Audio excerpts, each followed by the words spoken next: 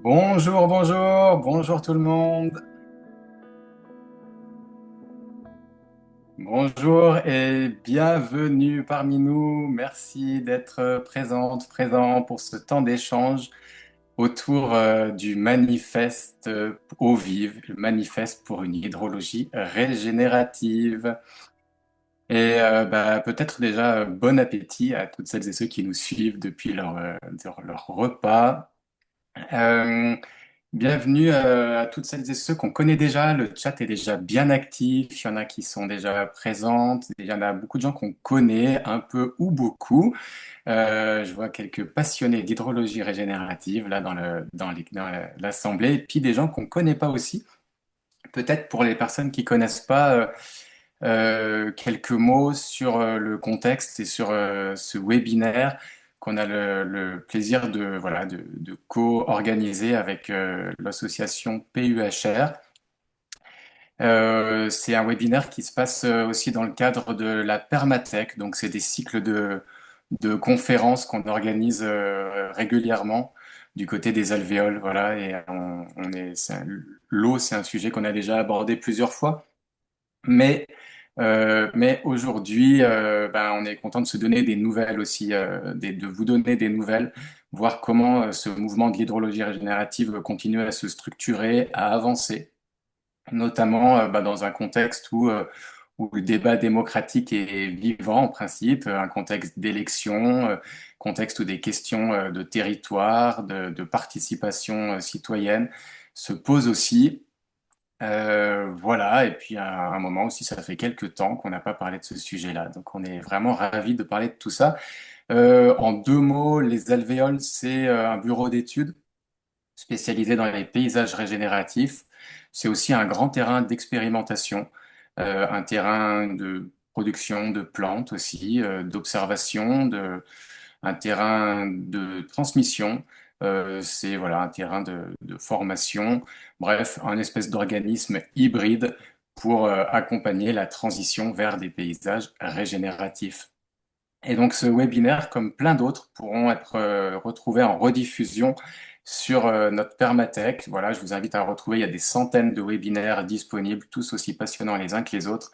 Et puis évidemment, en vous abonnant à la chaîne, ça nous soutient. Voilà pour les quelques mots de présentation.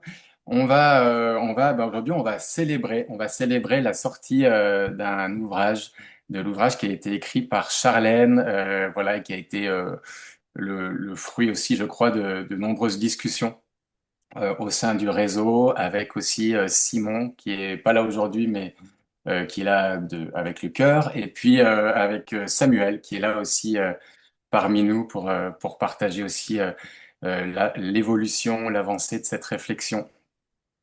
Voilà, on va avoir un premier temps, comme d'habitude, de présentation. On prendra les questions peut-être de clarification, mais on gardera surtout un temps pour échanger sur la fin, à partir des questions que vous vous posez, avec lesquelles vous êtes venus.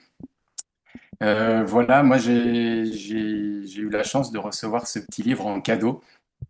Une amie chère qui m'a offert ce petit livre et que j'ai pris vraiment beaucoup de plaisir à lire et à découvrir.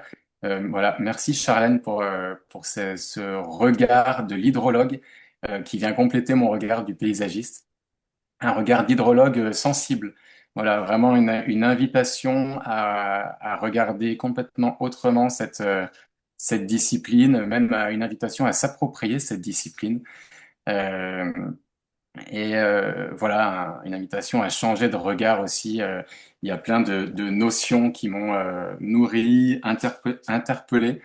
Je pense que tu vas nous en parler, mais voilà, moi, il y a toutes les notions de processus naturel, de temps long, d'hydrosystème. Il y a plein de notions qui sont précieuses dans ce manifeste et qui permettent aussi de s'approprier un récit à un moment où je crois qu'il y a besoin aussi de s'approprier des récits qui peuvent permettre aussi d'incarner un récit. C'est ce qu'on cherche à faire ici aux alvéoles, d'incarner une autre forme de paysage.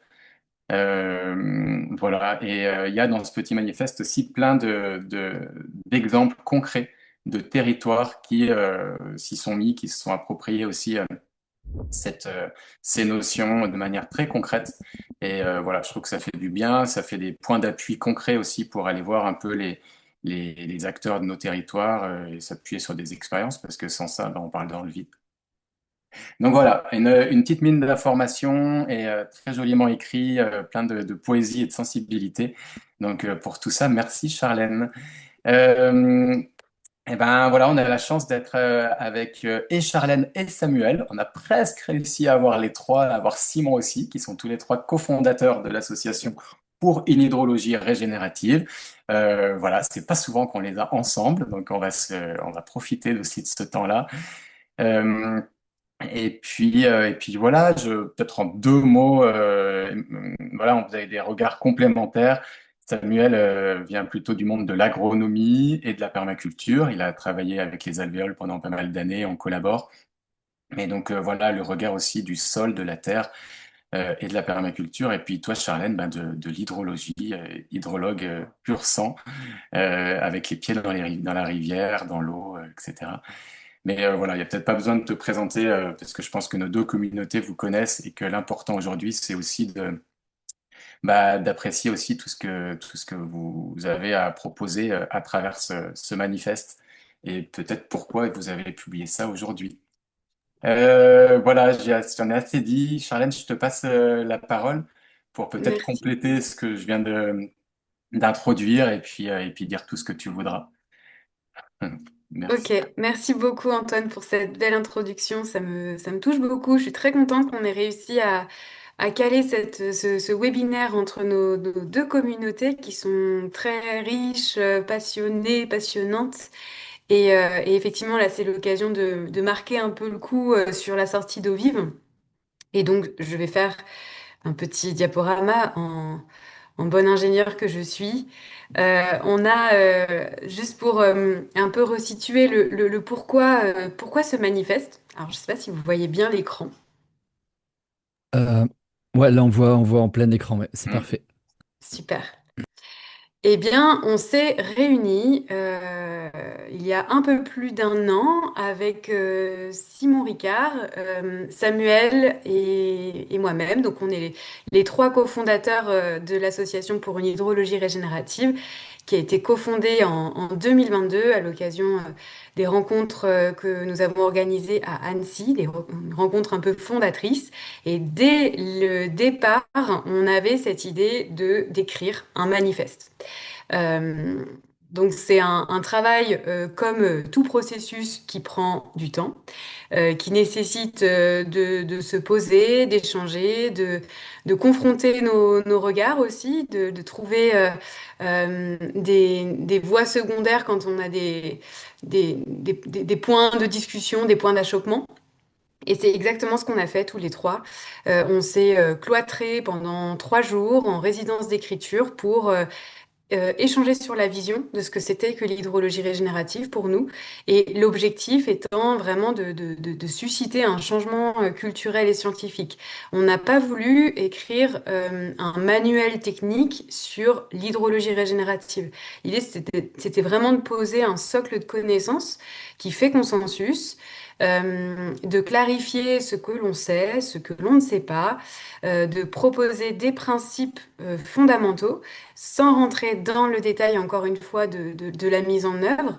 Mais l'idée, c'était de rester accessible et surtout de susciter un intérêt pour ensuite impulser des projets sur les territoires. Nous, ce qui nous intéresse, c'est vraiment de passer à l'action. Donc, avoir l'information, c'est chouette, c'est trop bien. Mais derrière, on a envie que, on propose vraiment quelque chose de la matière pour s'en saisir et ensuite aller parler à des acteurs de son territoire, des acteurs politiques, scientifiques, des institutions, des gestionnaires.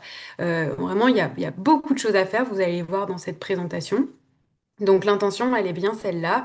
Et on a donc aussi à mesure qu'on a lancé nos projets pilotes, on va vous en parler après, peut-être rapidement, mais à bonifier, abonder la vision de l'hydrologie régénérative, qui au départ s'est vraiment concrétisée dans Ouais, des ça marche bien, contextes hein. agricoles, mais on a voulu l'ouvrir à l'échelle du bassin versant en incluant d'autres milieux, milieux de forêt, milieux de rivière, milieux urbains.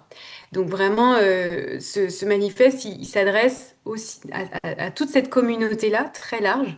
Et c'est vrai qu'Antoine, en tant que paysagiste, et Samuel aussi, vous avez tous ce regard large à l'échelle du paysage. Et nous, les hydrologues, on regarde les choses à l'échelle du bassin versant. Donc c'était important pour nous d'avoir cette vision large. Peut-être avant de passer sur ce que n'est pas l'hydrologie régénérative et ce qu'elle est telle qu'on l'a définie maintenant, est-ce que Sam, tu veux rajouter quelque chose? Non, bah écoute, bah déjà, je suis hyper content d'être là et puis que, évidemment, moi, je suis au cœur, on va dire, un peu de ces deux communautés. En tout cas, ça me fait énormément chaud au cœur de voir ces deux communautés qui se croisent. Peut-être simplement, pour moi, ce qui est vraiment très fort avec le processus d'écriture de ce manifeste, c'est que, bah, en fait, on s'est posé, c'est un processus vraiment vivant, quoi. On s'est posé plein de questions, on s'en pose encore plein. J'ai envie de dire, à la fois, c'est l'occasion, en écrivant ce manifeste, d'essayer de poser un peu des choses, mais ça a d'abord été avant tout l'occasion pour nous de clarifier ce que c'était pour nous d'abord, et ce que c'était pas pour nous, avant de publier et d'en faire profiter à d'autres. Donc ça, c'était vraiment important. Et après, une autre chose aussi, c'est qu'on s'est rapidement rendu compte qu'on avait bien plus de choses à dire que ce qui pouvait rentrer dans dans le livre au final. Et en fait, voilà, c'est une partie de tout un processus pour essayer de mettre à disposition des informations et faire connaître ça. Et donc, c'est complémentaire d'autres projets qui sont portés par l'association, des projets de plateforme, des projets d'essayer de faire une fac, hein, un espace de questions fréquentes, et notamment pour pouvoir répondre aussi à des interrogations légitimes, en tout cas pour la plupart d'entre elles, de gens qui voient arriver ce mouvement et puis qui se disent, oulala, mais qu'est-ce que c'est que ça? Et donc c'est pour ça aussi on commence et on va commencer. Tu vas commencer aussi par un peu qu'est-ce que c'est pas, parce que bah, ça va permettre déjà de répondre en partie à ces interrogations. Exactement, très belle perche. Merci beaucoup. Alors, qu'est-ce qu'elle n'a pas vocation à être? L'hydrologie régénérative, ce n'est pas un mot valise ou une coquille vide dans laquelle on met plein de choses et qui pourrait être une affaire profitable, rentable. On n'a pas non plus envie que ça devienne immédiatement une propriété intellectuelle qui peut être utilisée par certaines personnes. Donc c'est pas non plus dans la continuité un label, une marque, une certification, une norme telle qu'on peut le voir aujourd'hui dans beaucoup de domaines qui touchent de près ou de loin à l'écologie. Et ce n'est pas non plus, c'était important pour moi de le dire, une mode, un effet de mode éphémère comme on peut le voir souvent. C'est pas une attraction médiatique, ce n'est pas du greenwashing, un cache-misère cosmétique qui vient dire finalement on ne change rien, business as usual, et finalement hop. Euh, un peu de greenwashing et on ne change rien. Non, vraiment, on cherche volontairement à changer en profondeur nos rapports à l'eau. Et je dirais après en quoi c'est profond. Mais aussi dans cette continuité de ce que ce n'est pas, ce n'est pas non plus un outil de performance écologique, une méthode normée, standardisée, avec une série d'indicateurs, un tableau Excel qu'on va soumettre à validation. L'idée, c'est pas non plus de créer un nouvel outil de planification sur les territoires. Il en existe déjà beaucoup. Donc, on cherche plutôt à s'inscrire dans l'existant et ne pas rajouter, on va dire, une couche de technicité supplémentaire. Voilà.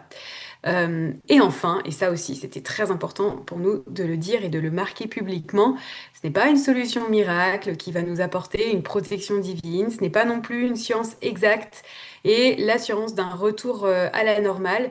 On sait qu'on va traverser, ça c'est vraiment important, des périodes d'instabilité qui sont propres à l'Anthropocène, hein, qu'on est en train de connaître. Euh, et en fait, on sait très bien qu'il y aura des incertitudes, et comme toute science qui émerge, il y aura beaucoup d'incertitudes, il y aura des hypothèses que l'on va vérifier ou infirmer ou non. Donc c'est vraiment quelque chose de d'itératif, de vivant, d'organique, et on sait que voilà, on avance chemin faisant, mais on ne part pas non plus de rien. On a voulu rassembler dans ce manifeste un socle de connaissances suffisamment robuste pour avancer un, un changement culturel et scientifique profond. Donc, ce changement, il se traduit par déjà une posture d'humilité. Comme je viens de le dire, on n'a pas la science infuse, on va vraiment amener ce sujet de l'hydrologie régénérative dans une posture d'écoute et d'accompagnement. On favorise la formation, le suivi scientifique à travers tous les projets et les démarches que l'on mène. Donc c'est vraiment, encore une fois, quelque chose d'émergent et on est dans cette posture d'humilité en reconnaissant aussi ce qui existe déjà sur les territoires. Et ça, c'était important pour nous de le poser aussi dans le manifeste, de dire on ne part pas de zéro, il y a des démarches qui sont déjà en œuvre sur les territoires. Le changement culturel qui touche à la science, c'est vraiment de dire que la question de l'eau et l'hydrologie doit être revue par le prisme de l'évolution du vivant sur Terre. En fait, l'hypothèse très forte qu'a émise Baptiste Morisot dans sa postface, qui est très chouette, hein, vraiment très belle, c'est de dire il n'existe pas une seule goutte d'eau dans le cycle de l'eau qui ne soit pas influencée par les forces biotiques, les forces du vivant. Et ça rebat totalement les cartes de notre perception du cycle de l'eau et ça permet d'inviter la notion d'eau verte. Donc vous êtes déjà, je pense, une communauté familière avec cette notion d'eau verte, mais juste pour rappeler rapidement, l'eau verte, c'est l'eau qui est dans les sols, qui est évapotranspirée par le végétal. Et ensuite, à travers cette nouvelle connaissance ou cette connaissance renouvelée des cycles de l'eau, on choisit vraiment une démarche itérative, plurielle, avec de nombreux acteurs. Et qui dit de nombreux acteurs dit aussi eh ben, des risques de conflit, des opportunités aussi de médiation, mais surtout, notre boussole, c'est vraiment de guider le dialogue à l'échelle des territoires pour négocier, coopérer, coagir. Et pour ça, en fait, le sujet de l'eau est intrinsèquement un sujet de dialogue, aussi un sujet de discorde. Mais voilà. En fait, les principes fondamentaux, on va les réaffirmer après, mais ils étaient déjà bien connus avant le manifeste. L'idée, c'est de chercher à les décliner dans 4 milieux et de favoriser le plus possible l'approche par bassin versant. Donc, je vais revenir peut-être les décliner après là-dessus, mais ça, c'était très fondamental et c'est au cœur du livre de qu'est-ce que c'est que l'hydrologie régénérative concrètement, par quels principes et quelles sont les possibilités de les concrétiser dans les 4 milieux, que sont donc encore une fois les forêts, les milieux agricoles, les milieux rivières et les milieux urbains. Le tout, c'est de se dire, en fait, on a vraiment une approche par bassin versant. On n'a plus vraiment l'envie, le temps, l'énergie de se contenter de le faire à l'échelle de quelques parcelles. L'idée, c'est vraiment de passer à l'échelle et qui est celle du bassin versant qui est la plus cohérente d'un point de vue hydrologique. Et enfin, et ça c'était vraiment très important aussi pour nous de le poser, et qui va nourrir sans doute de nombreuses questions, c'est de favoriser le plus possible des approches en low-tech, c'est-à-dire low carbone, et le plus possible, ben, aller sur le terrain, faire par nous-mêmes, par des démarches citoyennes aussi, des chantiers participatifs, de favoriser le soin et l'autonomie. Là, ça permet de basculer vers, on active les processus plutôt que d'imposer des formes, notamment sur la question des rivières, et on favorise la démultiplication des petits ouvrages. Hein, small is beautiful, on préfère répéter plusieurs motifs et plusieurs ouvrages plutôt que un gros ouvrage qui va nécessiter de l'argent, de l'énergie, l'entretien, etc. Donc ça, c'est des principes aussi assez forts en termes de choix et d'orientation de qu'est-ce qu'on fait concrètement sur le terrain et comment on le fait. Et donc, officiellement, la définition que l'on donne de l'hydrologie régénérative dans le livre Eau vive, c'est de dire que c'est une science émergente portant sur la régénération des cycles de l'eau. Des cycles de l'eau au pluriel, on l'assume pour nommer le phénomène de recyclage continental de l'eau verte.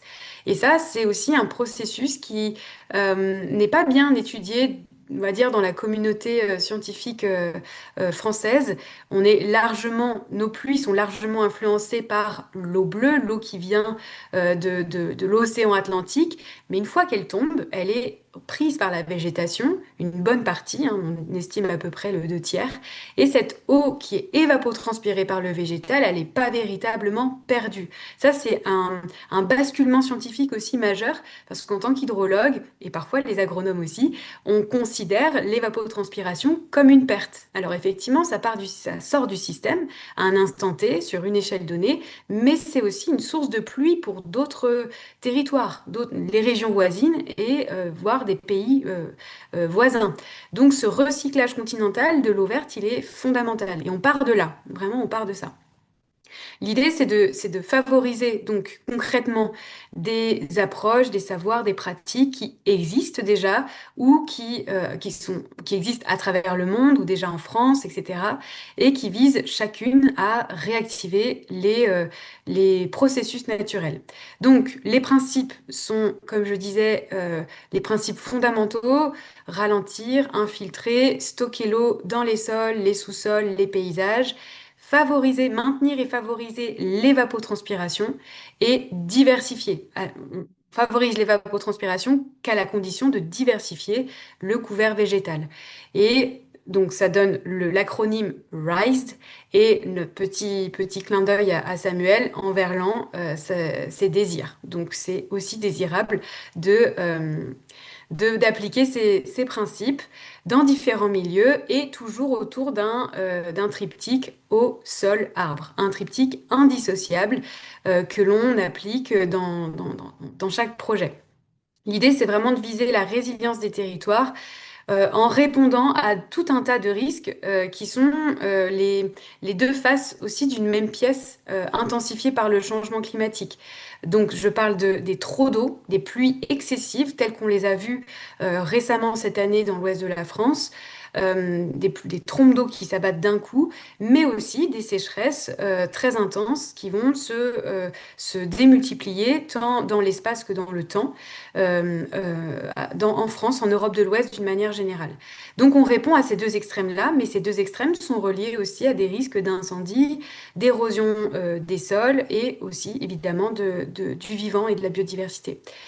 Donc, encore une fois, et pour terminer, on porte cette ambition à grande échelle pour avoir des effets significatifs. Ça, c'est aussi un, un cri du cœur de Simon Ricard de dire on doit massifier cette vision, ces aménagements, ces démarches territoriales à l'échelle des bassins versants, parce qu'on voit bien l'urgence qui nous est imposée par le changement climatique.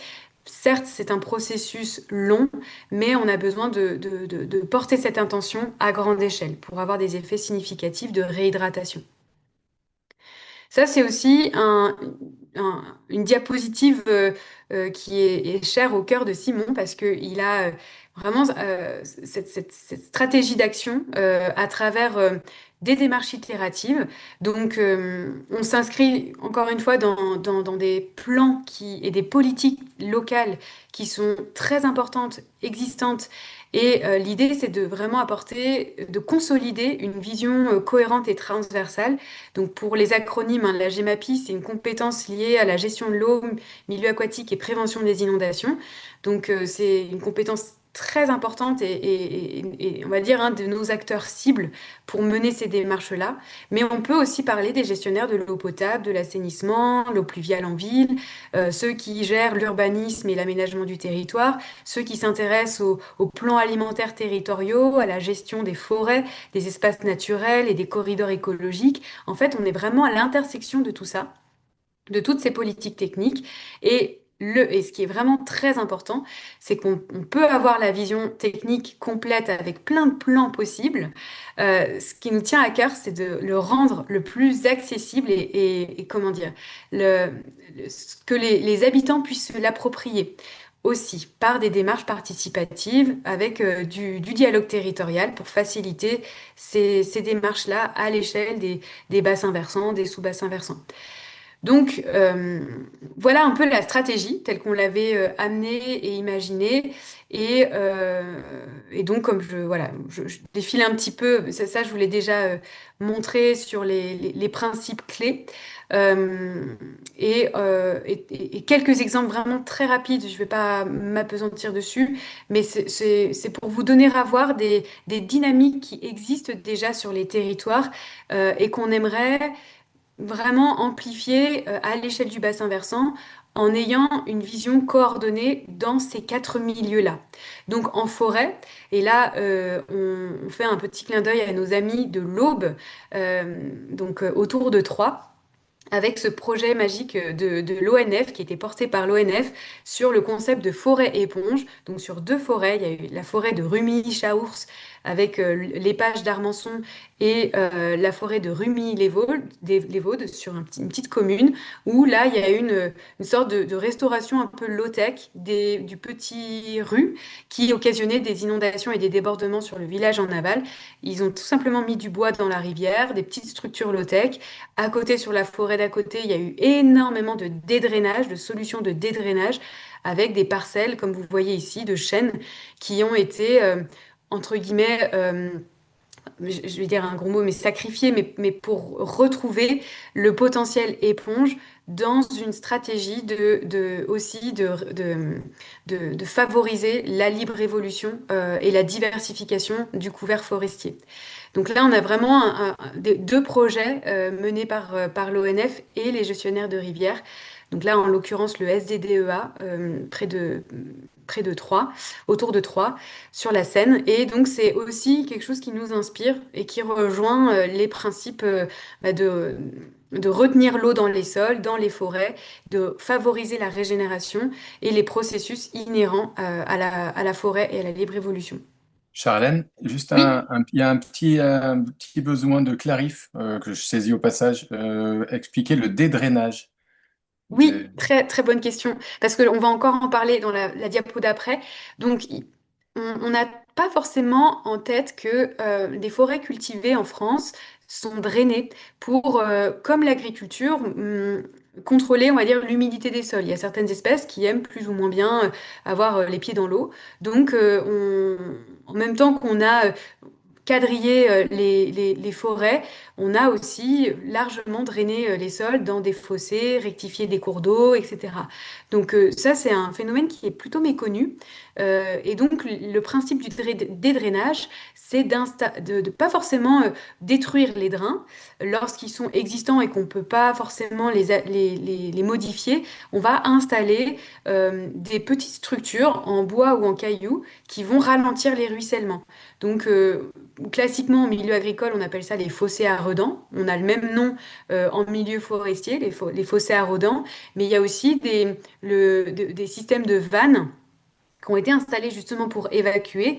Là, les gestionnaires, ils vont abaisser les vannes pour retenir l'eau plus longtemps dans les parcellaires forestiers. Donc ça, c'est voilà, quelques principes assez faciles à mettre en œuvre de dédrainage en milieu forestier. Et en fait, on a la même du côté agricole, plutôt en milieu prairie, polyculture, élevage, etc. Je ne sais pas si j'ai bien répondu à la question. Voilà, ça me semble bien. Nickel, merci Charlène. Super. Et en milieu agricole, donc là vraiment on est vous voyez un dessin qui a été les dessins qui sont issus du livre ont été réalisés par Jean Alfredo Albert qui est un paysagiste aussi et il avait à cœur de montrer aussi que ces paysages existent déjà. Là on est sur la ferme du Grand Laval dans la Drôme à Montélier et donc c'est un des premiers sites où des aménagements d'ouvrages castors mimétiques ont été installés.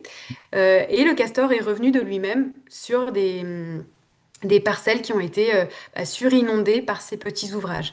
Mais avant les ouvrages castor, il y a beaucoup de choses qui peuvent être mises en place aussi en milieu, en contexte agricole, notamment, et ça c'est très connu, la méthode de culture qui suit les reliefs et les chemins de l'eau, le keyline design, les trames bleues, les bassins tampons, zones humides temporaires, etc.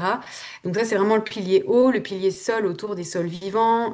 Là, on ouvre une grande boîte de techniques et d'approches autour de l'agroécologie et l'agriculture de conservation, mais aussi évidemment l'arbre à travers les approches d'agroforesterie.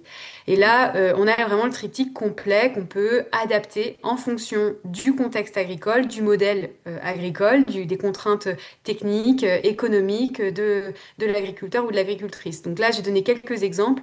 Le fameux GAEC du Mont-Lahuc dans la Drôme qui est bien connu, la ferme du Charolais aussi. Euh, mais Chaloret. on... Pardon? Chaloret, excuse-moi, c'est juste que Pardon, ta excusez-moi, langue a j'ai ripé. fourché. Voilà, Chaloret, pardon. la ferme du Et, euh, Chaloret. et donc là, on voit bien effectivement les ouvrages de type baissière avec une haie multi-étagée et des bassins d'infiltration qui ont pour vocation de ralentir les ruissellements et d'infiltrer à la parcelle Et, en recréant Je- une je- dynamique. Ouais. excellent. C'est en fait ces images de fermes là qui dédrainent, qui remettent des haies, etc. Ça m'évoque un chapitre de ton bouquin qui m'a interpellé, qui s'appelle Rendre la terre à l'eau. Oui. J'ai trouvé ça super en fait. C'est venu percuter de la même manière que quand j'ai lu Rendre l'eau à la terre aussi pour une autre référence. Mais rendre la terre à l'eau, et c'est vraiment un acte que je trouve pas anodin en fait aussi qui implique un changement de posture profonde, en tout cas pour les agriculteurs, relaisser de l'espace alors qu'on est toujours en train de tendance à grignoter toujours un peu plus. Voilà, enfin, je sais pas si tu as envie de développer un petit peu cette notion de rendre la terre à l'eau, mais je pense que c'est fondamental comme levier aujourd'hui. Ouais, complètement. Bah, c'était un clin d'œil à Baptiste Morisot et Suzanne Husky sur Rendre l'eau à la terre, évidemment. Mhm. Mais c'était important de terminer un peu sur concrètement qu'est-ce qu'on fait.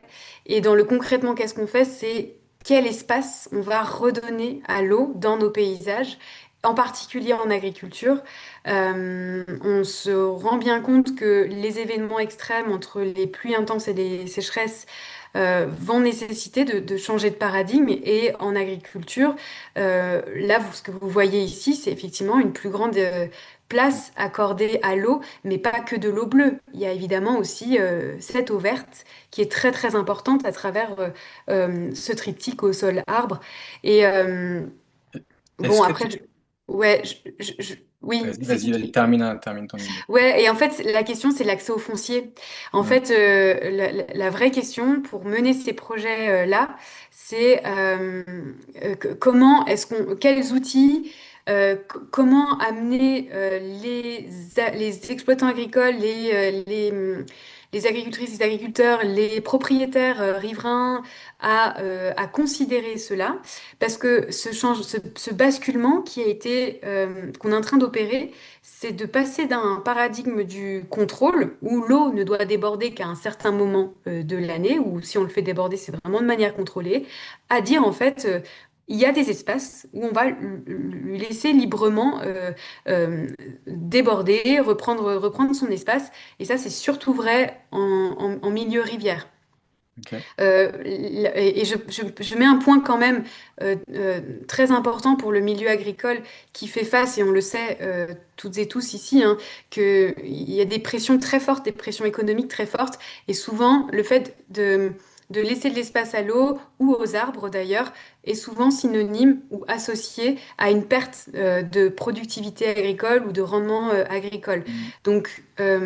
Donc ça, c'est un vrai sujet. Je pense qu'on peut ouvrir le débat, mais il y a la réponse que j'entends autour de l'hydrologie régénérative, c'est de dire bah, peut-être qu'il y a il y a un peu de parcelle qui sera moins dédiée à la production agricole, mais qui va permettre une plus grande robustesse à moyen et long terme pour faire face justement à ces extrêmes de pluie et de sécheresse. Ouais, carrément. Je peux pas m'empêcher de faire le parallèle avec le réflexe qu'on a d'avoir le sentiment de perdre de l'eau quand les plantes en transpirent et de le compter comme une perte. Là, on perd de la terre si on le rend à l'eau, il y a quelque chose comme ça. Est-ce que vous avez une idée? Alors, je sais qu'il n'y a pas de modèle et je le répète tout le temps, mais et que ça dépend où on est, mais admettons que tout le monde qui possède un terrain ou que tous les agriculteurs s'engagent à faire dans un monde idéal, à faire un effort, à faire leur part. Combien il faudrait laisser de terre pour ces processus-là? Vous avez une petite idée? Pour ces fermes, les fermes que vous avez visitées, qui ont mis ces systèmes en place, en fait, voilà, ça concerne combien de surface? Puisque c'est peut-être pas si énorme. Est-ce que c'est 2%, 3%, 10%? Hmm. Est-ce- Je sais pas si Samuel, Vous avez une idée, Samuel ou Charlène, un petit peu? Parce que des fois, ça peut soit faire peur, soit ça peut rassurer aussi en se disant, en fait, si tout le monde laisse 3% de son terrain, on arrive déjà à faire beaucoup. 3% excuse-moi, de perte de zones cultivées, c'est ça? Bah, pas de perte, mais oui, oui, ouais, de changement de destination, en fait, d'une zone Ouais, cultivée à une zone, on va dire, pour la biodiversité pour la biodiversité. et pour l'eau, hein, Ouais. pour l'eau avant tout. Hmm. Mais... Ouais, c'est vraiment difficile de répondre à cette question parce que ça Hmm. dépend tellement des contextes. Hmm. Il y a des endroits où il y a des fermes qui sont vraiment, qui ont été, enfin, l'agriculture s'est vraiment développée sur des milieux humides et c'est des territoires qui ont été gagnés sur des milieux humides pratiquement à 100%. J'ai envie de dire à ces endroits-là, il faut presque qu'il y ait un nouveau contrat territorial qui définisse que bah, une fois que ces agriculteurs-là ils seront arrivés à la retraite, la collectivité choisit de récupérer les terres et de pas permettre à ces agriculteurs-là de céder les terres à des nouveaux agriculteurs pour que justement ça soit plus des terrains agricoles. C'est des projets qui existent déjà dans certaines régions et je pense qu'il va falloir les encourager. Et puis il y a des endroits où effectivement c'est beaucoup plus marginal, où le simple fait de récupérer peut-être un endroit, un fond de vallon, un endroit qui était peut-être un peu moins intéressant en termes de rendement, et d'essayer de façon judicieuse de diriger les eaux vers cette zone-là pour essayer d'en faire une zone humide, une zone un peu tampon. Ça peut être suffisant. Il y a des projets qui sont menés en hydrologie régénérative chez les agriculteurs et qui ont une emprise qui est vraiment extrêmement faible, hein. Donc ça dépend vraiment des contextes. En fait, on peut pas garantir qu'avec 0,5% de la SAU de la ferme, on va réussir à tout Bien garder. sûr, Mais par contre, dans certains endroits, c'est possible de le faire avec très peu d'espace. Dans d'autres, il faudra le faire en reprenant plus de place. Et après, il y a une autre logique aussi, c'est que bah, les espaces perdus, entre guillemets, à l'intérieur des parcelles, par exemple quand on fait du redécoupage de parcelles, qu'on remet des haies ou des baissières, etc., en fait, ces espaces-là, ils sont pas forcément non productifs. Ils peuvent servir pour faire du bois énergie, par exemple, si on plante des haies et qu'on les conduit derrière pour faire de la plaquette. Ça peut être des plantations d'arbres fruitiers, etc. Donc après, on revient un peu sur le sujet de l'agroforesterie en général. Est-ce que en fait, on est en train de sacrifier des espaces? Non, on est en train de rediversifier l'agriculture localement et d'une manière plus générale, les activités de production au-delà des questions simplement alimentaires. Il y a Eno qui propose de faire du riz. Mais ouais, c'est pas perdu. Bah ouais. Voilà, pourquoi pas. Il y a d'autres questions qui commencent à arriver, mais on va peut-être les garder pour après. Il y a une question Ouais, sur l'évapotranspiration, etc., qui sont vraiment intéressantes, mais je vous propose de continuer à dérouler et puis on revient dessus. on est à la moitié du guier, donc il nous reste encore deux Vas-y. autres milieux, mais ça sera peut-être un peu plus rapide pour celui-là parce qu'on a déjà énormément de choses et on en parle beaucoup avec l'actualité sur l'intérêt de désimperméabiliser les villes, qui sont, comme vous le savez, des entonnoirs hein, qui collectent l'eau de pluie qui ruisselle des chaussées, des toitures, etc. et sont soit évacués au moins pire dans les réseaux d'eau pluviale et sinon dans ce qu'on appelle les réseaux unitaires qui rassemblent, qui collectent les eaux usées et les eaux pluviales. Ce qui provoque par temps d'orage des débordements et des pollutions directes dans les milieux. Donc ça fait un certain temps, ça fait plus de 30 ans que les collectivités aujourd'hui déjà, séparent les deux réseaux, mais ne vont pas forcément jusqu'à ce paradigme de ville éponge où on fait tout pour que l'eau de pluie, elle s'infiltre directement à la parcelle. Donc là, on renvoie vers deux collectifs amis de notre réseau que sont l'Adopta, une association qui est vraiment dédiée à la promotion de la désimperméabilisation urbaine, la gestion intégrée des eaux pluviales, et le GREI, qui s'est constitué sur la métropole de Lyon et qui travaille avec tout un réseau d'experts et d'acteurs pour promouvoir ce modèle de ville éponge. Donc, de la ville éponge, nous, on répond aussi à l'enjeu d'avoir des territoires éponges dans leur ensemble à l'échelle du bassin versant. Donc ça, c'est encore une fois plein de techniques, plein de choses, et on vous renvoie vers ces deux acteurs qui sont très importants. Et la dernière chose, et là on reboucle avec la question de l'agriculture et quelle place on va redonner à l'eau. Et en fait, alors il n'y a pas toutes les fermes et pas toutes les surfaces agricoles sont concernées par une traversée de cours d'eau, mais néanmoins une bonne partie le sont.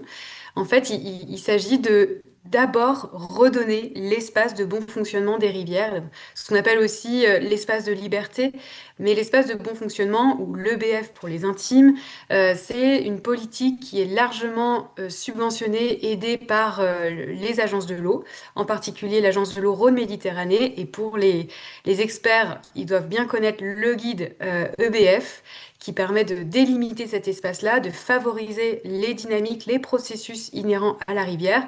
Et en fait, euh, l'hydrologie régénérative, elle rejoint pleinement ce qui a été avancé par Baptiste Morisot et Suzanne Yuski dans le livre Rendre l'eau à la terre, c'est de favoriser les approches fondées sur les processus. Donc ça, c'est pareil, un basculement de paradigme dans la communauté des techniciens de rivière et des gestionnaires de rivières pour laisser le bois dans les rivières. Ça, c'est une première chose. C'est très, comment dire, à rebours de notre esthétisme de la rivière, où parfois, mais vous connaissez bien aussi le sujet dans les jardins et les autres milieux, il y a un côté, il faut faire propre, quoi. Entretenir les cours d'eau, entretenir les abords de rivières, enlever le bois. Et en fait, quand on fait ça, on se rend pas compte qu'on affame véritablement la rivière et on la bloque dans ce qu'on appelle la spirale d'incision, où elle va creuser dans le fond les matériaux dont elle a besoin. Et ça, c'est vraiment une toute autre approche que de dire on laisse le bois mort, on active les processus et on s'inspire évidemment du castor quand il n'est pas là pour réactiver ces processus avec des ouvrages low-tech, donc qui imitent soit les embâcles, soit les ouvrages castor eux-mêmes. Donc ça, c'est l'acteur qui est un peu la référence dans le domaine en France, c'est le mouvement d'alliance avec le peuple castor. Il fallait l'inventer quand même. Et eux, vraiment, ils sont, on va dire, pionniers dans la formation, les chantiers formation, l'accompagnement des gestionnaires de rivières dans l'appropriation de ces approches-là. C'est encore une fois émergent. On sent bien qu'il y a un véritable engouement autour de ces approches-là et un besoin de suivi aussi, un besoin de suivi scientifique. Donc, d'une manière générale, en tant qu'association, on a à cœur de travailler avec les chercheurs, les instituts de recherche, les décideurs, les gestionnaires pour documenter et suivre l'évolution de ces milieux lorsqu'on prévoit ces aménagements. Et juste petit commentaire sur les photos. Donc, ce que vous voyez en haut, c'est une zone humide à Barnave, dans la Drôme, qui est une immense zone humide réhydratée par une famille de castors et des ouvrages castors mimétiques qui ont été en bas, implémenté sur la rivière de la Lierne et la Véore par Valence Roman Aglo, toujours dans la Drôme. Donc ça montre qu'on peut faire véritablement des alliances avec des autres qu'humains. Et ça, c'est aussi un principe assez important autour de l'hydrologie régénérative. Voilà, je vais m'arrêter là, mais c'était vraiment pour vous donner aussi des exemples assez concrets, parce que quand on parle d'hydrologie régénérative, ça peut être déjà le nom est très nébuleux, mais on voulait donner une cohérence d'ensemble de toutes ces approches-là autour des principes fondamentaux d'hydrologie régénérative. On peut peut-être laisser le temps aux échanges et aux questions-réponses. Ouais, super. Merci Charlène pour ce résumé efficace de tout ça. Alors, ça en dit une petite partie, mais il y a plein d'autres. Je vous invite vraiment à plonger dedans parce que tu nous permets vraiment de comprendre, pour ceux qui aiment comprendre justement comment ça fonctionne, tous ces cycles, comprendre un peu comment fonctionne un hydrosystème, pourquoi passer de la notion de rivière à la notion d'hydrosystème, etc. Il y a plein de choses dans ce livre. Je vous invite à Ouais. regarder et peut-être déjà maintenant à poser des questions. Effectivement, Samuel a commencé à y répondre. Il y a une question de Sophie sur l'évapotranspiration. Ça, c'est un sujet assez clé hein, est-ce qu'on voit ça comme une perte ou est-ce qu'il faut le favoriser, encourager l'évapotranspiration? Ça nous place aussi de où est-ce qu'on situe la limite de notre hydrosystème? Est-ce que finalement l'atmosphère, le climat, les microclimats font partie de notre hydrosystème? On se rend de plus en plus compte que oui, c'est ce que tu nous expliques aussi. Oui, tout à Mais fait. voilà, mais c'est vrai que c'est pas facile d'avoir des arguments aujourd'hui. Donc nous, on a les arguments pour encourager aussi à planter, pas être dans une logique de manque, mais être dans une logique d'abondance aussi, et de se dire que plus on va permettre à cette eau de circuler, et plus on en aura peut-être, ou pas. Est-ce qu'il y a des limites aussi à ça, à encourager l'évapotranspiration? Alors, je laisserai Samuel répondre parce qu'il a donné quelques pistes de réponse dans le chat. Mais avant, pourquoi c'était important pour moi de clarifier ça dans le livre? Parce que on a tendance à mettre en compétition, c'est très bizarre, hein, les arbres et les végétaux d'une manière générale avec les activités humaines qui prélèvent de l'eau. Et ça, c'est quelque chose que j'ai déjà observé dans mes fonctions précédentes. Et on se rend pas compte à quel point finalement on a besoin de laisser cette eau pour la ripisylve, pour les arbres en ville et créer des îlots de fraîcheur, pour d'une manière générale les paysages agricoles et créer et favoriser ces microclimats. Et, euh, j'avais vraiment à cœur de dire c'est pas une perte. Et effectivement, en introduisant la question d'eau verte et les bassins atmosphériques, et ça c'est aussi un nouveau concept qui émerge dans la communauté scientifique. Donc les bassins atmosphériques qui regroupent les bassins d'évaporation et les bassins de précipitation. Les bassins de précipitation, c'est d'où vient la pluie. Et les bassins d'évaporation, c'est quels sont les bassins qui vont recycler cette eau verte, les régions du monde qui vont recycler cette eau verte. Et ça, pareil, on a vraiment besoin de le comprendre, de documenter avec des modèles qui vont faire du couplage entre les processus atmosphériques et les processus hydrologiques et agronomiques.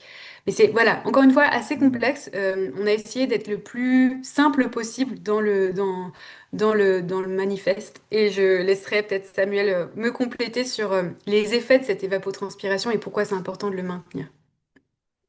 Ouais, alors c'est vrai que moi en tant qu'agronome, j'ai vraiment baigné dans mes études hein, et dans le milieu professionnel de l'agronomie avec cette notion dans ce qu'on appelle un bilan hydrique. Donc quand on fait le bilan hydrique d'une ferme, donc un bilan c'est facile, hein, on regarde qu'est-ce qui rentre et qu'est-ce qui sort, d'accord? C'est la même chose qu'en économie. Quelle est l'eau qui rentre dans mon système, quelle est l'eau qui sort de mon système? Et l'évapotranspiration est considérée comme étant une perte d'eau, d'accord? Assez naturellement, on vient enfin, tout le monde de l'agronomie vient d'une considération qui est simple hein, quand on adresse un système ferme, c'est comment on fait pour limiter les pertes d'eau et donc comment on fait pour limiter l'évapotranspiration. Ça pose deux problèmes. Le premier problème, c'est que l'évapotranspiration, c'est un des produits de la photosynthèse. Donc, quand on dit qu'on veut limiter l'évapotranspiration, ça veut dire qu'on va limiter la photosynthèse.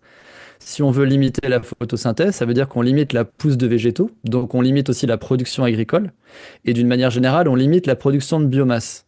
Donc là, on a une sorte de dynamique qui est contradictoire, puisque d'un côté, on dit qu'il faut produire de la nourriture, il faut nourrir les gens, il faut nourrir les animaux, et puis il faut aussi produire de la biomasse, parce qu'il faut stocker du carbone dans les sols, mais en même temps, il faudrait limiter l'évapotranspiration. Donc on voit on est dans une injonction qui est totalement paradoxale. Et ce qui est intéressant avec ces connaissances scientifiques qui ont émergé depuis maintenant 30-40 ans avec la climatologie moderne sur la notion de cycle de l'eau verte, c'est qu'on sait aujourd'hui que les végétaux, les sols, hein, il n'y a pas que la transpiration des végétaux, mais aussi l'évaporation des sols, jouent un rôle qui est essentiel dans ce que les climatologues appellent le recyclage continental des précipitations, c'est-à-dire la capacité des continents à jouer le rôle de trampoline. Moi, j'aime bien l'image du trampoline. Si vous cherchez à expliquer l'eau verte à grande échelle, à l'échelle globale, à des gens autour de vous, vous pouvez utiliser cette image du trampoline. Donc l'eau qui arrive sur les continents ne repart pas totalement à la mer, ni se stocke totalement dans les nappes. Une partie est interceptée par la végétation et par les sols, stocké le temps de la pluie, et puis ensuite renvoyé sous forme d'évapotranspiration. Et ça permet la diffusion de l'humidité sur les continents. On sait depuis 2022 qu'on a franchi la sixième limite planétaire, qui est la limite des cycles de l'eau douce. Et en fait, une partie des travaux qui ont été, voilà, qui ont été produits à ce moment-là montrent que c'est pas simplement les cycles de l'eau bleue qui sont dégradés, mais c'est aussi les cycles de l'eau verte. Et donc, ce que ça veut dire, c'est que ce recyclage continental se fait de moins en moins bien. Alors, si ça vous intéresse et que vous voulez creuser ce sujet des cycles de l'eau à l'échelle globale, il y a un excellent livre qui s'appelle L'eau et la planète de Daniel Zimmer. Je crois que Daniel, il a été déjà invité dans le Invité. cadre, voilà, dans le cadre des festivals du Jardin Forêt des Alvéoles. Et donc, sa vidéo, si vous l'avez pas vue, elle est probablement dans la Permathèque à retrouver. Donc C'est voilà, ça. petit rappel, abonnez-vous à la Permathèque si c'est pas fait, pour pouvoir écouter Daniel vous expliquer. Et sinon, son ouvrage est vraiment très bien écrit et voilà, il aboutit à la fin de son livre sur la notion d'hydrologie régénérative, ce qui est vraiment hyper intéressant pour nous, parce que c'est quelqu'un qui fait autorité dans ce domaine. Et puis, alors à l'échelle locale, là, il y a plein d'arguments. C'est-à-dire que, en fait, vouloir qu'il y ait de la végétation qui fasse de l'évapotranspiration, c'est vouloir qu'il y ait du carbone qui soit produit, je l'ai déjà dit. C'est vouloir qu'il y ait de la fraîcheur dans des endroits aujourd'hui où on a de plus en plus de problématiques de chaleur latente, notamment dans les villes, mais pas que. C'est vouloir de la biodiversité, puisqu'en fait, comment est-ce qu'on va contrer la sixième extinction de masse des espèces sans eau, alors que l'eau est à la base de la vie. Donc, je veux dire, les arguments, je pense que c'est pas vraiment ce qui manque. Effectivement, et là où je rejoins un peu Sophie, c'est plutôt des questions émotionnelles. C'est la peur. C'est qu'en fait, quand on voit de l'eau partir parce que des plantes transpirent, en fait, on a peur de manquer. Et plutôt que de s'associer avec le vivant pour recréer des écosystèmes qui soient abondants à la fois en nourriture, en biomasse et en eau, et ben en fait, on préfère créer des jardins secs, tous se tourner vers les cactus, les palmiers, les petites plages de galets et les pelouses en plastique, ce qui est complètement contre-productif. Donc là, on a un énorme travail culturel à mener. Il faut parler avec tout le monde, expliquer à gens de toutes les générations, que ce soit des enfants, des personnes âgées, etc., à quel point en fait on va avoir besoin de faire alliance avec les végétaux et à travers les végétaux, alliance avec les champignons, les bactéries et tout le vivant, si on veut continuer à avoir un climat enfin, qui est vivable pour nous, quoi. Donc c'est pas notre survie contre la survie des végétaux, c'est notre survie qui est conditionnée à la survie des végétaux autour de nous, parce que c'est eux qui alimentent en partie le cycle de l'eau. Complètement. Et puis, il me semble qu'on est, ouais, j'abonde complètement là-dedans. Il me semble qu'on est aussi biaisé par les paysages tels qu'on les connaît aujourd'hui, les paysages agricoles avec beaucoup de monoculture et d'homogénéité. On raisonne à travers des paysages connus qui sont souvent très homogènes. Et dans des paysages homogènes, on a quelque chose qui pourrait être une perte, en tout cas en tout cas localement, un peu plus important. Et c'est vrai, quand on voit un champ de maïs ou un gazon, une pelouse ou une prairie, et ben déjà l'évaporation n'est pas très très importante, mais en plus, il n'y a rien pour recycler localement l'eau. Quand on observe les écosystèmes naturels, en fait, on n'est jamais en 2D comme ça. On est toujours sur des paysages qui sont beaucoup plus hétérogènes, beaucoup plus de diversité, de formes. Et donc, on a des paysages qui se structurent en 3 dimensions. Et la 3 dimensions permet un recyclage. Tout d'un coup, on commence à penser autrement parce qu'il y a de la condensation possible, parce qu'il y a de l'évaporation à différentes heures de la journée. Enfin, tout est un peu étalé différemment. Il faut aussi penser la structure du paysage pour pouvoir s'autoriser à penser évapotranspiration, à penser densité de biomasse, etc. Et là, bah, notre meilleur allié, je pense que c'est l'arbre. Donc déjà, rien que de remettre des arbres dans les paysages, ou des haies, et ben, ça permet déjà d'amener cette hétérogénéité, ce 3D. Puis si on peut rajouter des couches, vous commencez à me connaître avec mes histoires d'agroforesterie et de jardin-forêt, etc. Mais là, tout d'un coup, on a quelque chose qui est bah, vraiment sensiblement humide et on commence à sentir les microclimats qui se créent. Et donc on a l'effet direct parce que sinon l'effet il se passe aussi quand une pelouse ou une prairie évapotranspire, l'eau va pas forcément aller à la mer, elle va peut-être se condenser plus loin, mais on le sent pas. Alors que si on arrive à créer le paysage, la structure paysagère qui fait qu'on en a les bénéfices, ça peut encourager aussi à le faire, quoi, parce qu'on le fait pas seulement pour le voisin ou le pays voisin, même si ça a un rôle aussi, mais on le recycle localement. Voilà, je prêche un peu Ouais. pour les multistrates et l'hétérogénéité parce que je pense que ça va avec et que c'est une condition aussi pour que ça marche. Ouais, mais super. Alors, du coup, ça me permet de faire le lien avec deux questions qui sont dans le chat. Et il y en a plusieurs auxquelles j'aimerais répondre. Il y a la question de quid du maïs, quid de la. Il y avait, j'ai vu passer un truc sur la pompe biotique et la question de la qualité de l'eau. Je vais essayer de répondre à ces trois en même temps avec ce que tu racontes aussi, Antoine, sur finalement, on a introduit dans le livre. La notion de rugosité paysagère, ça c'est vraiment quelque chose qui était hyper important par les écologues paysagistes que vous êtes. Et donc de ramener cette complexité et cette hétérogénéité des couverts végétaux, pardon, permet de favoriser ces microclimats. Et à la différence on va dire des surfaces agricoles en monoculture de céréales où les haies, l'eau n'a plus sa place et on suppose que ces dynamiques-là de microclimat sont fortement altérées. Donc il y a un enjeu on l'a dit, de refroidissement en surface, il y a un enjeu de recyclage continental de l'eau verte, mais il y a aussi cet enjeu de qualité, puisque l'hydrologie régénérative, même si elle ne va pas directement sur la question de la qualité, on suppose que c'est un co-bénéfice attendu dans le changement de pratique, notamment les changements de pratique agricoles ou ne serait-ce en plaçant le sol comme un sol vivant et en favorisant les couverts végétaux et les pratiques agroécologiques, en favorisant l'agroforesterie et en ayant une vision de ce qui tombe sur le parcellaire et comment le répartir sur le paysage, on dit, on espère que on va résoudre aussi ces problèmes de qualité de l'eau. Mais ça, voilà, c'est assez complexe. On ne dit pas qu'on va pouvoir résoudre absolument tout. Sur la question des polluants d'origine agricole, favorise le plus possible la réduction à la source, donc par le changement de pratique. Et ça, on voit bien qu'avec les politiques actuelles, il y a une grande difficulté à le systématiser, les logiques de prévention. Il y a un vrai difficile, enfin, il y a un vrai enjeu en fait à combiner certaines politiques locales pour soutenir ce changement de pratique auprès des agriculteurs et agricultrices.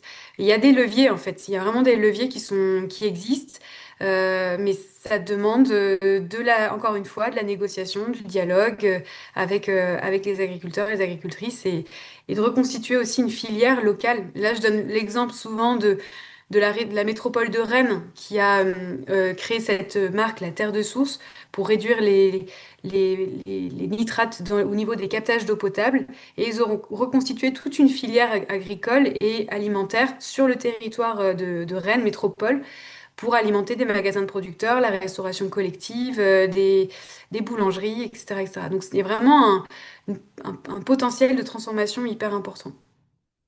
Voilà, Donc, du super. coup, et je termine là-dessus, je suis désolée, mais Vas-y, j'ai envie vas-y. de répondre à toutes les questions, elles sont trop intéressantes, mais vraiment dans le concret, parce que Laura posait la question, pourquoi les élections municipales qui arrivent Je, sont un je- moment je clé? fais juste, excuse-moi Charlotte, je fais juste un mini petite parenthèse, après je te laisse. Il y a Ouais. Simon qui nous a rejoint, donc je voulais lui souhaiter Ah, bien la sûr. bienvenue. On a la chance d'avoir le triptyque, l'équipe de choc de Salut Simon. PUHR, donc c'est quand même pas souvent qu'on vous a tous les trois réunis. Et voilà, donc Simon, bienvenue. N'hésite pas voilà, à prendre le train en route, prendre la parole si tu en as l'envie. Voilà, c'était juste pour dire ça. Je te laisse Salut dans à ton toutes. élan, Charlène. Ouais, Ben ouais, puis je vous laisserai compléter, Simon et Sam. C'est vraiment sur cette question d'engager justement les dynamiques territoriales. Et on voit bien que à travers les projets pilotes qu'on a menés, plus on a des élus qui sont conscients, qui ont compris, qui veulent porter des projets avec des démarches collectives, c'est-à-dire avec des gestionnaires de rivières, des agriculteurs, des agricultrices, des urbanistes, des paysagistes, etc. Plus on a des élus convaincus et plus ça va vite et on a des retours d'expérience sur les projets pilotes qui sont extraordinaires. Donc, on voulait saisir ce moment démocratique pour faire émerger le sujet dans le débat et que des futurs élus puissent s'en emparer et impulser des dynamiques territoriales, mais le faire dans un cercle fermé avec que des techniciens, des ingénieurs, c'est pas non plus satisfaisant. Donc on voulait encourager le plus possible des démarches participatives, collectives, avec des associations, avec des citoyens. Et donc là, je laisse la parole, et je passe la parole et le bâton à Samuel et Simon voilà, pour expliquer l'intention et pourquoi on le fait et comment on veut le faire. Et est-ce que moi j'ai une petite question au passage, c'est est-ce que vous avez au niveau de l'assaut pensé des outils pour faciliter justement le dialogue territorial, engager ce dialogue ou le structurer pour des gens qui nous écoutent et qui aimeraient voilà, faire mettre tout ça en place? Yes, merci, merci. Est-ce que je sais pas, Simon, si c'est très pratique pour toi là où tu es, si tu, pour t'exprimer, mais en tout cas, hésite pas si tu as envie de le faire. C'est l'occasion. C'est bon, c'est bon, c'est bon, c'est pratique et j'interviendrai. J'essaie de quand même raccrocher un peu le fil avant de Ok, terminer. petit à petit. Ok, super, merci. Alors, il y a plusieurs choses pour comprendre un peu notre démarche. Il y a plusieurs mouvements. Le premier mouvement, c'est euh, l'initiative individuelle, elle est chouette. C'est tant mieux s'il y a des gens qui veulent faire de l'hydrologie régénérative chez eux, mais c'est un peu comme si vous étiez la seule personne chez vous à faire le tri des déchets dans votre ville ou sur votre territoire. L'impact, il va être négligeable. En tout cas, on ne pourra pas le mesurer, on ne pourra pas voir vraiment des effets sur la gestion des déchets. Et sur la gestion de l'eau, c'est pareil. Donc, on ne peut pas faire l'économie d'aller vers le travail à l'échelle des bassins versants. Donc, pour nous, ça, c'est le premier mouvement. Euh, la deuxième chose, c'est que les problèmes ne sont pas avant tout techniques. Techniquement, on sait faire plein de choses. On vit dans un pays qui est rempli, ou dans des pays qui sont remplis d'ingénieurs, de gens compétents, de techniciens qui savent faire des tas de trucs. On a plein d'idées, on est très malin. Dès qu'on nous pose des bonnes questions, voilà, on peut travailler ensemble, réfléchir et trouver des solutions. Le problème principal, c'est qu'on ne se pose pas les bonnes questions et qu'on a beaucoup de croyances qui nous empêchent d'être malin, justement. Donc, les problèmes sont principalement culturels. Les problèmes aussi sont liés au fait que la gestion de l'eau dans notre pays, bah, c'est quelque chose qui s'est technocratisé en quelque sorte, institutionnalisé. C'est plutôt bien pour certains aspects parce que du coup, on a donné la main aussi à des gens qui sont plus compétents, voilà. Mais le problème, c'est que du coup, bah, la plupart des gens ne comprennent pas vraiment les enjeux de l'eau. Ils ont juste à ouvrir le robinet, en gros, hein, pour pouvoir avoir de l'eau, et puis c'est tout. Donc on a un énorme problème démocratique. Donc si on fait le bilan de tout ce que j'ai raconté, en fait, les solutions, elles passent par du collectif, l'échelle des bassins versants, de la transformation culturelle, donc de l'éducation, du dialogue, enfin, de la discussion, des échanges, et du dialogue et de la concertation et de la capacité à remettre le citoyen au centre de la gestion de l'eau. Donc du coup, c'est vraiment là que se situe l'association. L'association pour une hydrologie régénérative, elle est vraiment née avec cette intention de dire on ne peut pas juste se satisfaire que dans 10 ou dans 20 ans, il y ait plein d'initiatives individuelles de gens qui font l'hydrologie régénérative. Ça serait chouette, en quelque sorte, mais ça serait complètement inopérant si on veut avoir des résultats. On ne peut pas juste laisser ça aux mains des gens un peu pionniers, un peu militants, qui trouvent ça cool et qui vont faire ça chez eux par leur initiative individuelle. Il faut que ça aille du côté du collectif.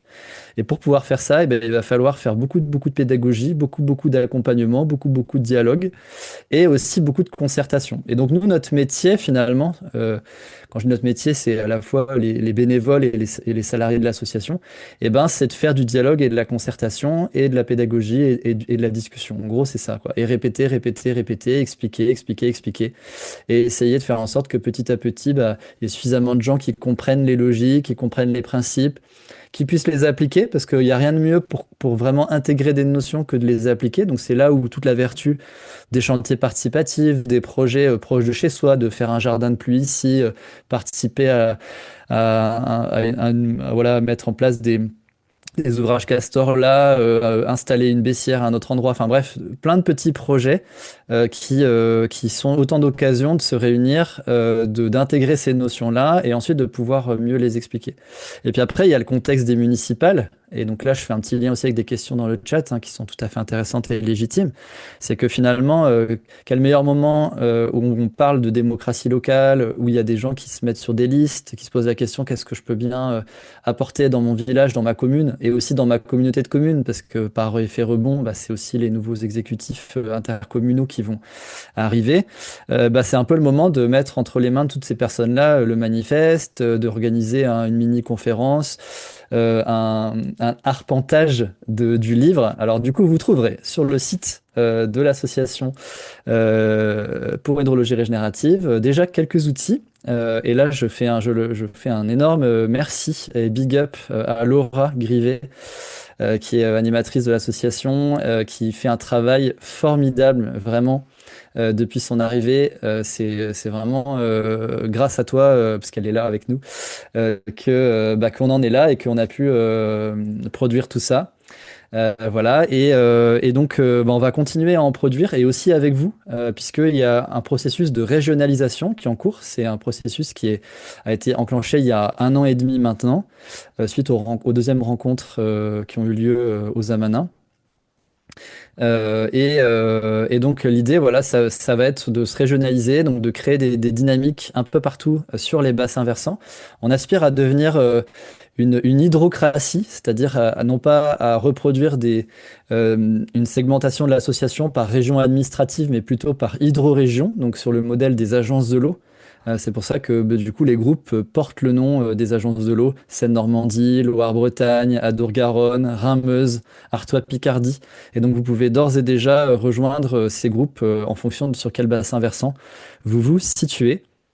Je crois que j'ai déjà dit pas mal de choses. Est-ce que Simon, tu as envie de compléter? Non, je pense que tu as, très bien fait le tour. Et puis, comme je vois qu'il y a beaucoup de questions dans le chat, c'est peut-être le temps aussi de compléter, de répondre aux questions. Je sais pas comment vous procédez jusqu'à maintenant, c'est en questions-réponses.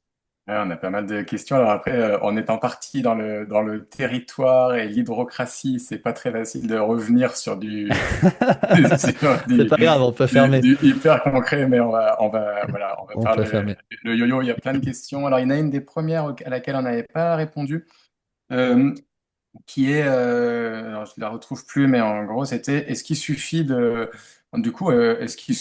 laisser faire les rivières, de laisser faire la nature pour que tout ça se remette en place? Est-ce que l'hydrologie régénérative, c'est une histoire de laisser faire ou pas? C'est un peu comme ça que je l'ai compris. Et pour moi, ça m'amène à la notion d'approche fondée sur les processus, qui est, comme son nom l'indique, une approche, peut-être même une posture, mais entre faire et pas faire, Charlène, tu as insisté sur l'importance du low-tech qui me fait penser au moindre effort pour le maximum d'effets, placer les bons éléments aux bons endroits, c'est le principe du design. Mais voilà, peut-être un peu cette histoire d'approche fondée sur les processus qui, moi, m'intéresse beaucoup. Je sais que j'ai commencé avec des réflexes très interventionnistes issus de mon parcours de paysagiste et des vidéos que j'ai pu voir de Sepp Holzer qui refaisait des sources avec des mini-pelles. Je suis arrivé là comme ça et j'avais ces réflexes de monter tout de suite sur une mini-pelle et puis plus ça va, plus je me rends compte que des fois on en a autant d'effets avec beaucoup moins d'efforts. Mais voilà, comment vous situez-vous là-dessus sur intervenir ou ne pas intervenir?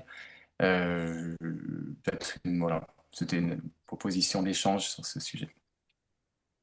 Très, très grande question. On s'est gratté la tête un bon moment avec Samuel et Simon sur ça.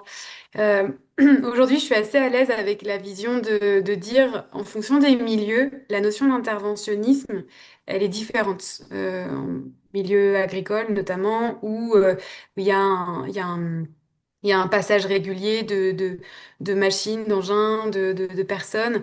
Les milieux rivières qui sont des milieux autonomes par essence, les milieux forêts aussi, qui sont des milieux autonomes par essence. En fait, le, le- l'interventionnisme, il se regarde, selon moi, en miroir avec la notion de production. Et c'est là où il y a une ligne de crête à suivre entre intervenir ou pas et comment est-ce qu'on intervient. Et typiquement sur la question des milieux rivières, et après je laisserai peut-être Simon répondre sur la partie agricole, le milieu rivière, l'interventionnisme, il, euh, il, c'est un sujet encore une fois très sensible parce que il y a on va dire des objectifs de restauration des milieux aquatiques, donc qui est fortement impulsé par des collectivités, soutenu par les agences de l'eau, etc. Mais on questionne aussi les moyens qu'on utilise pour y aller. Et entre les petites rivières, moyennes rivières et les grandes rivières, on n'a pas la même énergie à apporter en termes d'intervention. Donc pour répondre concrètement, les petites et moyennes rivières se prêtent davantage aux approches low-tech basées sur les processus. Et en fait, on favorise le plus possible le processus. Mais il y a toujours un élément qui va venir déclencher le processus. Et ça, c'est quelque chose qui était un peu commun à l'ensemble des milieux qu'on approche avec l'hydrologie régénérative. C'est ce petit démarrage le petit coup de pouce, comme on dit des fois, pour activer le processus et en fait l'observer, laisser faire et revenir par moment pour faire une proposition itérative. Et ça, c'est quelque chose qui, bon voilà, je pense que vous allez le transposer à différents milieux.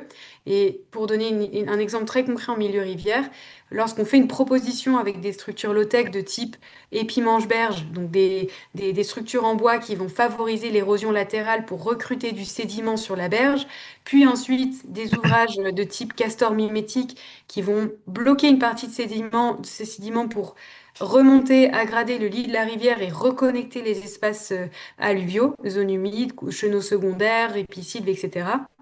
Et ben là, c'est un processus qui est inhérent à la rivière et l'intervention, il s'est limité, entre guillemets, à construire ces petites structures-là. Et en fait, on revient de temps en temps au début, lorsqu'il y a des crues, pour savoir si la rivière a répondu.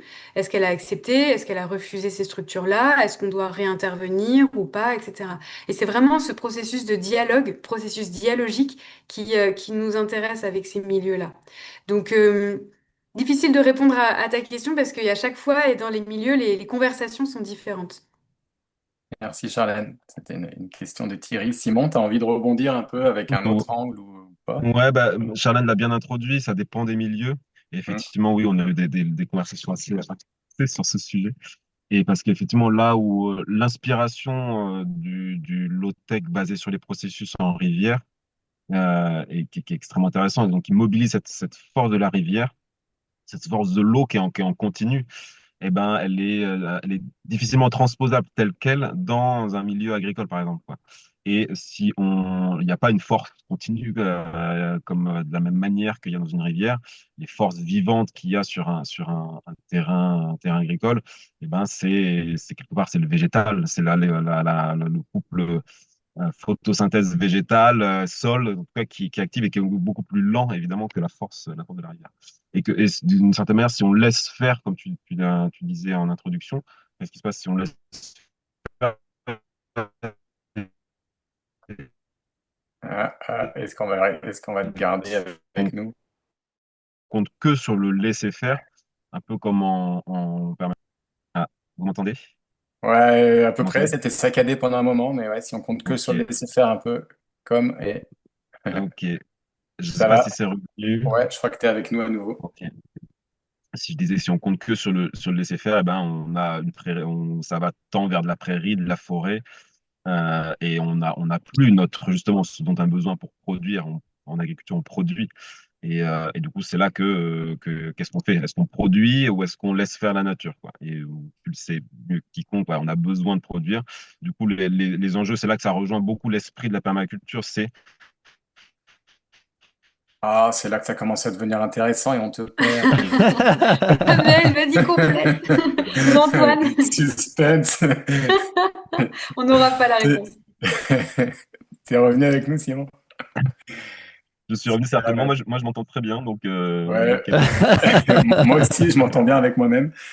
Et donc, bon, mais je vais conclure rapidement, mais ça rejoint l'esprit de la permaculture, de l'agroécologie aussi. En fait, ça mobilise en milieu agricole.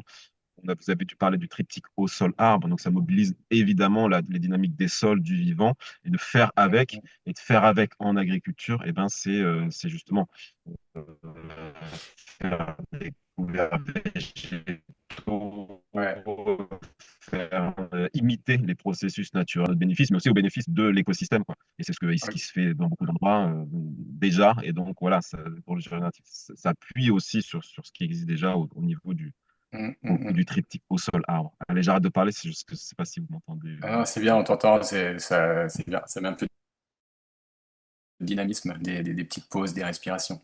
Super, merci Simon. Mais oui, effectivement, moi, ça me fait penser, mais quand je pensais à ça, je pense que ce processus-là, on le retrouve, on peut le retrouver en partie dans l'agricole. Je suis d'accord avec toi que c'est pas exactement, c'est pas le même temps, le temps des rivières, même s'il peut être long, et aussi, il réagit rapidement et on n'a pas les mêmes effets que sur un ouvrage castor biomimétique et tout. Mais en fait, moi, j'ai souvenir, bah, c'était à la ferme du Grand Laval peut-être il y a 12 ans, de voir comment Sébastien avait mis en place des systèmes pour refaire des haies à partir de bâtons et de fils tendus pour accueillir les oiseaux, pour que les oiseaux viennent finalement réensemencer des bandes qui étaient laissées. Donc, il redonnait des bandes qui ne venaient plus labourer et qui étaient peut-être grattées de mémoire, avec quelques boutures de sureau au milieu, et puis il laissait les oiseaux venir réensemencer tout ça pour refaire une haie pour peu que cette haie soit placée de manière à limiter l'érosion, etc. On a aussi, on peut avoir cet esprit, mais on voit que ça,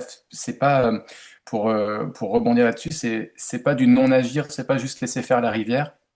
C'est c'est le propre du design et du designer, c'est d'arriver à avoir la bonne action au bon endroit, au bon moment. Et c'est comme ces ouvrages Castor, on essaye du mieux qu'on peut d'arriver à lire la rivière pour voir à quel endroit est-ce qu'on peut intervenir, à quel moment de l'année, comment est-ce que ça se passe. Et je crois que c'est là toute la subtilité aussi qu'on peut avoir aujourd'hui. On n'arrive pas avec des solutions qu'on vient plaquer depuis nos ordinateurs, mais on a vraiment une vraie lecture du contexte qui rend aussi qui rend ce métier passionnant pour se dire comment est-ce qu'on va avoir le maximum d'effets avec le minimum d'efforts. Et ça, enfin moi personnellement, c'est ce qui me fait vraiment vibrer dans tout ça, quoi. C'est ce rapport au terrain. Je rajoute peut-être un élément, j'ai mis dans le chat, mais je le dis oralement pour les gens qui vont nous suivre. avec le replay. C'est un élément, je crois, qu'on a partagé dans le livre. Je crois que c'est Antoine qui l'avait mis dans notre livre Cultiver l'eau douce. Il y a l'étude de Berdugo qui identifie les seuils d'aridification. En fait, la mécanique de dégradation des écosystèmes, et notamment dans la direction de l'aridification, elle n'est pas linéaire. Il y a des seuils. Et en fait, jusqu'à un certain point, si on laisse faire, si on abandonne un espace, il va se régénérer et on va retrouver des effets. Alors ça peut aller plus rapidement si nous on l'accompagne, cette régénération, mais ça va se faire tout seul, naturellement, si on abandonne. Mais au-delà d'un certain point, les travaux de Miguel Verdugo ont montré que au-delà de certains seuils, ce processus, il va dans une autre direction. C'est-à-dire que si on abandonne un terrain qui a déjà franchi un certain seuil vers l'aridification, et ben plutôt que de se régénérer et de revenir à un état précédent, en fait, il va aller dans une autre direction. Et notamment, il peut y avoir des processus dégénératifs, des processus naturels, hein, dégénératifs, qui ont été causés par une dégradation au départ qui peut être anthropique. Donc au départ, vous avez, par exemple, retiré toute la végétation d'un espace. Et plutôt que la végétation revienne, et ben, au-delà de ce seuil, en fait, la végétation ne revient pas. Et au contraire, à chaque pluie, le sol est lessivé et la situation empire de plus en plus. Et en fait, on ne peut pas espérer de régénération naturelle dans ces espaces et ça va aller inexorablement vers le désert. Donc, on ne peut pas tirer des conclusions aussi Mhm. simple que on arrête de bosser et ça revient tout seul, ça dépend. Et ça pose quand même un peu des questions sur jusqu'où on va aller dans la dégradation de ces systèmes. Mhm. Super, merci Samuel. Ouais. Comment on réenclenche ces processus? Ouais, et ben génial. Il nous reste trois petites minutes, peut-être un petit mot. Est-ce qu'on irait est-ce qu'on revient sur le contexte aussi territorial, municipal et peut-être une question s'il y a des gens qui sont engagés dans des équipes municipales ou dans des processus dans des discussions actuellement. Euh, quel conseil vous leur donneriez? Quels sont les outils ou les leviers qui peuvent être prises à l'échelle de la commune? Quels sont je sais pas, les exemples? Qu'est-ce que les gens peuvent faire à cette échelle-là ou proposer à leurs équipes municipales? Alors, les collectivités, je vois qu'il y a encore des questions en suspens sur Oui, l'évapotranspiration, sols et végétaux, il y en a biodiversité, plein. etc. Mais Il y en Vous a c'est plein, ouais. infini. Allez voir le livre, lire le vous livre. avez, ouais, c'est ça, c'est un phénomène. Vous avez déjà un beau résumé dans ce livre-là. On l'aborde aussi dans le livre qu'on a écrit avec Samuel et François, Cultiver l'eau Cultiver douce. l'eau douce. On a un chapitre dessus où on explique bien tout le processus d'évapotranspiration, pourquoi, comment. Ouais, on pourra pas y répondre là en 3 minutes. Je préfère pas aborder ces gros sujets, enfin, comme tu veux, Ouais. Charlène. Ouais, Euh, je suis d'accord, on peut renvoyer vers la lecture de ces ouvrages. non. Euh, En tout cas, d'un point de vue territorial, qu'est-ce qu'on peut faire? Évidemment, si vous êtes au cœur des collectivités, que ce soit en tant qu'élu ou technicien, vous êtes déjà un peu au cœur de la décision territoriale. L'invitation, ce sera d'élargir aussi, de faire des alliances avec les dynamiques citoyennes locales, telles que on souhaite l'encourager. Et vous êtes vous-même électrice et électeur, donc prêtez attention au programme des candidats sur ces propositions d'aménagement. Vous allez entendre beaucoup parler de désimperméabiliser, végétaliser les espaces urbains, mais il faut vraiment avoir en tête que c'est qu'une partie du problème et qu'à l'échelle du bassin versant, en fait, c'est à cette échelle-là qu'on peut avoir des effets significatifs pour s'adapter aux risques d'inondation, de sécheresse, etc. Et donc, il faut véritablement agir dans ces milieux agricoles, forestiers, rivières, etc. Donc ces collectivités, elles ont toutes les compétences pour ça. Elles ont les compétences normalement pour la gestion des rivières, pour la gestion des espaces naturels, la gestion de l'eau potable, de l'aménagement du territoire. Donc en vérité, les collectivités, elles ont plein de super pouvoirs. Il suffit de les réactiver, un peu comme on essaie de faire dans les processus naturels, mais montrer qu'elles ont des super pouvoirs et qu'elles peuvent faire des alliances justement avec des agriculteurs, avec des gestionnaires de forêts, des gestionnaires de rivières. Donc L'idée, c'est vraiment que vous puissiez vous réemparer de tout ça et puis de choisir des candidats, des candidates qui portent une vision ambitieuse sur ce sujet. Et donc voilà, rendez-vous aux urnes en mars prochain. Et puis, même si après les résultats, les votes, voilà, c'est pas forcément une équipe qui est en place chez vous et qui connaît grand-chose ou qui est sensibilisée. N'hésitez pas en fait à aller rencontrer, à en parler. Laura, comme on disait tout à l'heure, elle a mis à disposition un manifeste en 12 points sur le site internet. Vous pouvez venir avec quelques arguments, discuter, impulser des projets et véritablement vous invite à être proactif et proactive pour vous engager dans ces dynamiques territoriales. Ouais, merci. Bah, super. C'est un joli mot de la fin. On termine pile à l'heure. On a envie de discuter encore beaucoup parce que c'est un sujet qui nous passionne tous, d'actualité, tout ça, tout ça. Bah, merci beaucoup à tous les trois d'être venus. Je sais que vous êtes bien occupés aussi. Moi, ça me tenait à cœur, voilà. Voilà, ça m'a fait chaud au cœur de vous retrouver là, de croiser nos différentes communautés aussi. Ouais, merci à tout le monde d'avoir suivi ce webinaire. Merci pour toutes vos questions. Comme on l'a dit, vous pouvez retrouver ce replay, mais aussi plein d'autres ressources sur le site des Alvéoles, sur la Permatech. Il y a aussi toutes nos formations. On a aussi des formations sur le sujet à venir au printemps sur notre terrain d'expérimentation à Cobonne, des cours en ligne. Il y a eu des liens aussi qui ont été partagés pour d'autres formations. Il y a les formations de Permalab, dont fait partie Simon aussi. Bref, plein de manières aussi d'approfondir et puis bien sûr, bah, toutes les ressources partagées sur le site de PUHR, celles actuelles et puis celles à venir que nous concocte Laura et tout le reste de l'équipe. Voilà, ben, écoutez, voilà, c'était trop court comme souvent, mais j'aimerais bien qu'on se fasse un temps, un jour, un petit temps autour de, voilà, un petit temps les pieds dans la rivière ou je sais pas quoi pour continuer à discuter ensemble tous les quatre. Euh, Écoutez, d'ici là, prenez soin de vous et voilà, allez voter, semez des graines, faites tout ce que vous pouvez pour contribuer au changement. Merci beaucoup, Merci. Antoine. Merci. Merci Merci à toutes Antoine. et à Merci tous. beaucoup, Antoine. Merci à toutes et tous. Merci, Kevin, aussi. Merci à l'équipe, ouais. Merci beaucoup, Kevin, pour la technique, les liens, les mises en lien. Voilà, merci pour toutes tes petites attentions. Merci à Laura aussi qui était Merci, là. Laura. Bref, Ouais, à tous aux visibles et aux invisibles. exactement. Allez, À bientôt. Salut, à bonne journée à tout le bientôt. monde. Ciao, Bonne ciao. journée à toutes et tous.